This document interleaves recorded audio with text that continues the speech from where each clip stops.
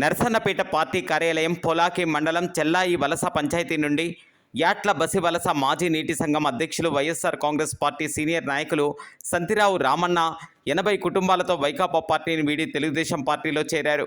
అదేవిధంగా ఉరజాం మాజీ ఎంపీటీసీ సభ్యులు కిల్లి మోహన్ రావు మరియు వార్డు సభ్యులు సంపతిరావు, వాసుదేవరావు, రాజు, రొణంకి తిరుపతిరావు, బొడ్డేపల్లి శ్రీనివాసరావుతో పాటు 50 కుటుంబాలు వైకాపా పార్టీని వీడి తెలుగుదేశం పార్టీలోకి చేరారు.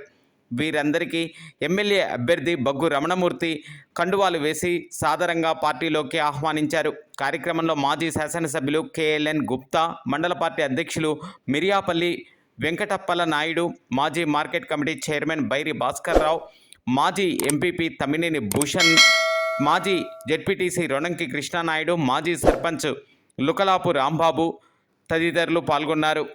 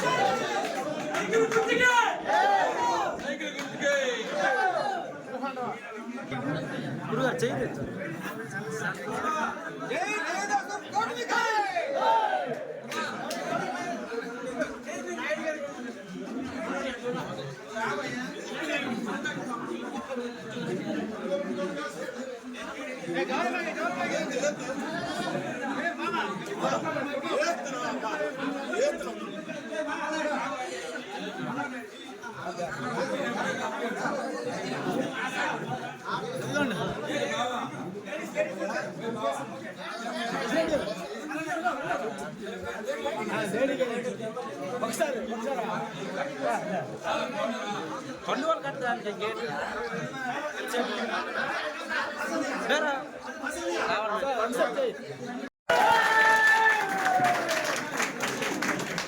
వెనక్కి అలాగే వెనక్కి తమ్ముడు వెనక్కి రా అమ్మ.